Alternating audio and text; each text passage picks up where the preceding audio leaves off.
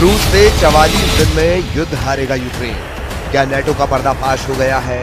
33 महीने से चल रही रूस यूक्रेन जंग में इस वक्त 3 सबसे बड़े और अहम डेवलपमेंट हुए हैं। राष्ट्रपति पुतिन ने बेलारूस के साथ मिलकर आधे यूक्रेन पर पूरी तरह से कब्जा करने के लिए बेलारूस की तरफ से यूक्रेन बॉर्डर पर सेना पहुंचाना शुरू कर दिया है। दूसरी और सबसे हैरान करने वाली खबर यह है कि नेटो देश हंगरी के प्रधानमंत्री विक्टर ऑर्बन ने एक हफ्ते में दूसरी बार ऐलान किया कि जेलेंस्की का यूक्रेन बुरी तरह से हारने जा रहा है।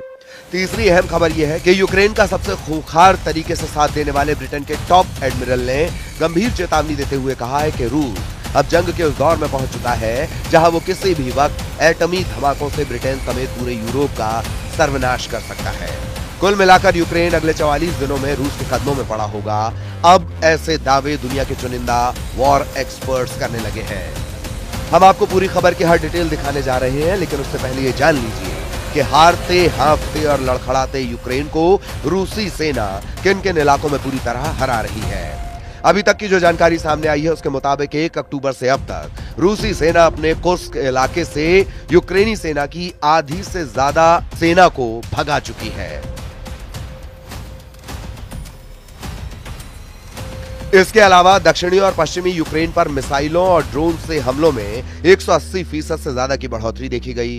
पश्चिमी यूक्रेनी सेना के लिए कब्रिस्तान साबित हो रहा है, क्योंकि पश्चिमी यूक्रेन से सटे कुर्स्क की तरफ से रूस और उत्तर कोरिया के सैनिकों के डबल हमलों से यूक्रेनी सेना के चीथड़े उड़ रहे हैं। जेलेंस्की और उसके टॉप कमांडर भी ये मानने को मजबूर हुए हैं कि रूस के जिस कुर्स्क पर यूक्रेनी सेना ने 6 अगस्त 2024 से कब्जा किया था, उसका 40% इलाका रूसी सेना दोबारा छीन चुकी है। रूसी सेना की सुनामी का सामना यूक्रेनी सेना नहीं कर पा रही।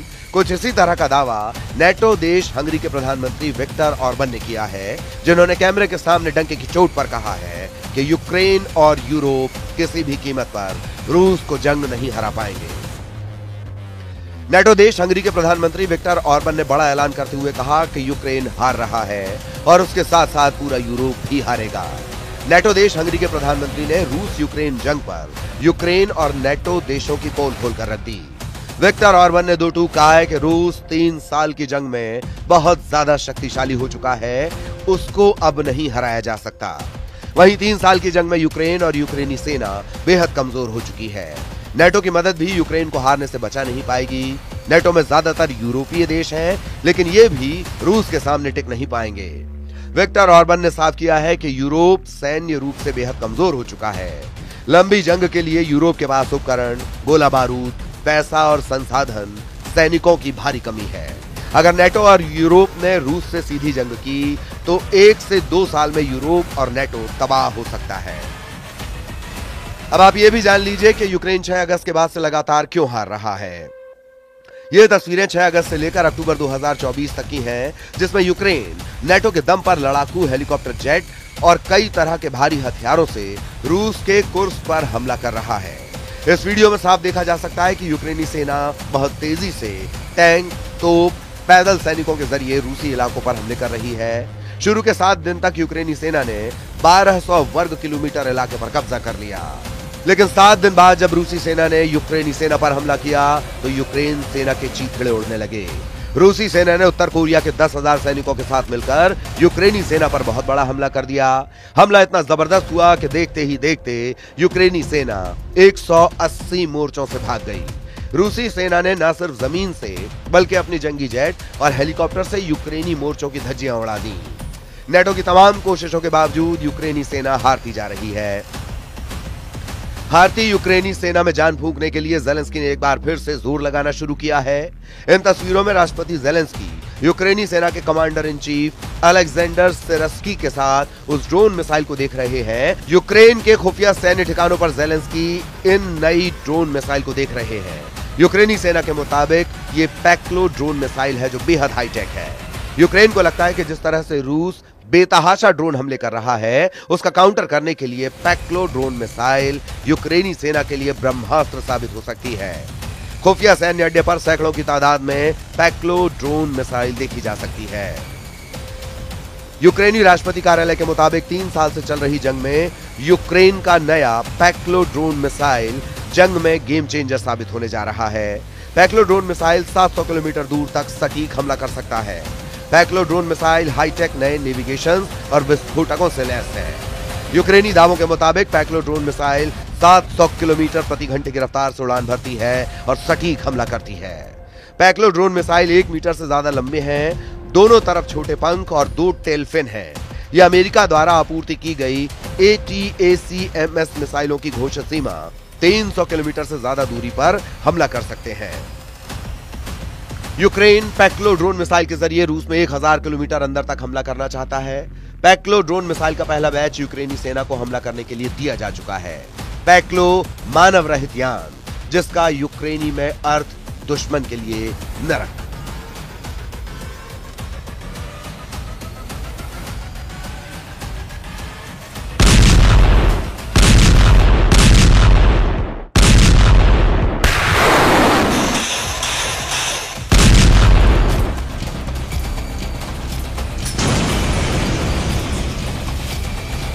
आज मंत्रियों ने रूस की बढ़ती आक्रामक मुद्रा पर चर्चा की है। रूस के बढ़ते अभियान पर भी चर्चा हुई।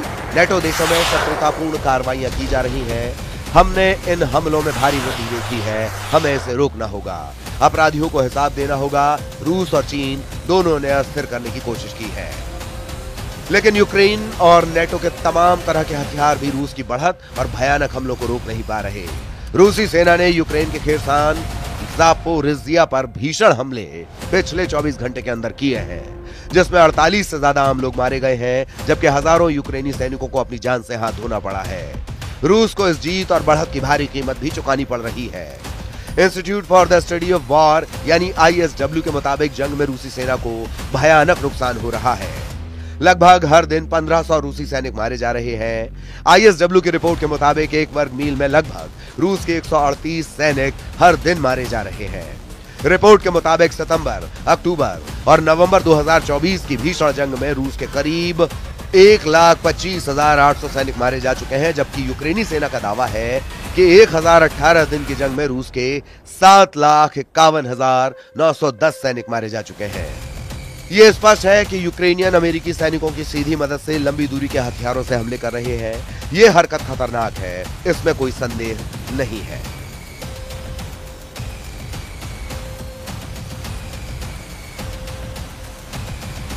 ये एक बहुत ही खतरनाक खेल है और सीमित आदान प्रदान की बात करें तो परमाणु हमले आपदा को निमंत्रण है, जो हम नहीं चाहते। लेकिन इतना भीषण नुकसान झेलने के बावजूद रूसी सेना यूक्रेन और नेटो पर भारी पड़ रही है। इसीलिए नेटो देश पोलैंड के प्रधानमंत्री बार बार कह रहे हैं कि यूक्रेन रूस से हारी जंग कर रहा है। नेटो देश हंगरी के प्रधानमंत्री विक्टर ऑर्बन अमेरिका, ब्रिटेन और नेटो देशों को चेतावनी देते हुए कह रहे हैं कि अगर पुतिन पश्चिमी देशों को बड़ी और खौफनाक जंग की धमकी दे रहे हैं तो इस धमकी को बहुत ज्यादा गंभीरता से लेना होगा। पुतिन की धमकी को बकवास समझने की जरा भी भूल ना करें। पुतिन की धमकी में वजन, परिणाम और संकेतों को साफ तौर पर समझा जा सकता है। यूक्रेन ने जिन मिसाइलों से रूस पर हमला किया है उसे अमेरिका की सीधी मदद के बिना नहीं चलाया जा सकता है। ब्रिटेन और अमेरिका दोनों ने लक्ष्मण रेखा लांघी है। मैं सिर्फ ये कहना चाहता हूं कि जब रूस अपने परमाणु शस्त्रागार को तैनात करने के नियमों को बदलता है तो इसका मतलब साफ है, ये कोई धोखा नहीं है, बल्कि महाविनाश की जंग का साफ तौर पर संदेश है। इसका मतलब है कि हमें रूस जैसे देश से सावधान रहना होगा जो हमसे अलग है। रूस मूल रूप से खुद को दुनिया में रखता है और सैन्य ताकत पर अपनी नीति बनाता है। सामूहिक विनाश के सबसे आधुनिक हथियारों से लैस दुनिया की सबसे शक्तिशाली सेनाओं में से एक के साथ जब वे यानी पुतिन इस मामले में कुछ कहते हैं तो इसे वही माना जाना चाहिए जो कहा गया है। इधर कुछ रिपोर्ट के दावों के मुताबिक हर दिन लगभग 1100 यूक्रेनी सैनिक रूसी सेना के हमले में मारे जा रहे हैं। इस हिसाब से यूक्रेनी सेना अगले 10 दिनों में ही पूर्वी यूक्रेन में खत्म हो जाएगी। यानी यूक्रेन के पास सिर्फ 10 दिन बचे हैं। या तो नेटो का सबसे मजबूत और ताकतवर देश अमेरिका साथ दे, वरना यूक्रेन हार जाएगा। जरा नेटो देश हंगरी की राजधानी बुडापेस्ट का ये वीडियो देखिए। हैरान परेशान ज़ेलेंस्की नेटो देशों के नेताओं के इर्द गिर्द घूम रहे हैं। तस्वीरें नवंबर 2024 की हैं। EPC शिखर सम्मेलन में हंगरी, फ्रांस, ब्रिटेन, इटली जैसे देशों ने साफ इशारा किया है कि ट्रंप अब युद्ध में यूक्रेन का साथ नहीं देंगे। तस्वीरों में साफ देखा जा सकता है कि हंगरी, फ्रांस, ब्रिटेन, तुर्की, इटली जैसे देशों के प्रमुख यूक्रेन को रूस के हमलों से कैसे बचाएं, इसे लेकर माथापच्ची कर रहे हैं। लेकिन सिर्फ ट्रंप की वजह से हंगरी की राजधानी बुडापेस्ट में हुआ ईपीसी शिखर सम्मेलन यूक्रेन की मदद करने पर एकजुट नहीं हो पाया। नवनिर्वाचित राष्ट्रपति ट्रंप ने अमेरिका की तरफ से साफ ऐलान कर दिया है कि वो रूस यूक्रेन जंग 20 जनवरी से पहले रोक देंगे, यानी अमेरिका की मदद के बिना बाकी नेटो देश यूक्रेन की मदद नहीं कर पाएंगे। जरा देखिए हंगरी की राजधानी बुडापेस्ट में हंगरी और फ्रांस के राष्ट्र प्रमुखों ने रूस यूक्रेन जंग पर क्या कहा है। कुल मिलाकर जंगी हालात रूस के पक्ष में पूरी तरह से होते जा रहे हैं। अब देखना होगा कि क्या अगले 44 दिन में पुतिन आधा यूक्रेन पर कब्जा कर लेंगे या फिर ट्रंप रूस यूक्रेन जंग को रुकवा देंगे। Bureau report, news 18।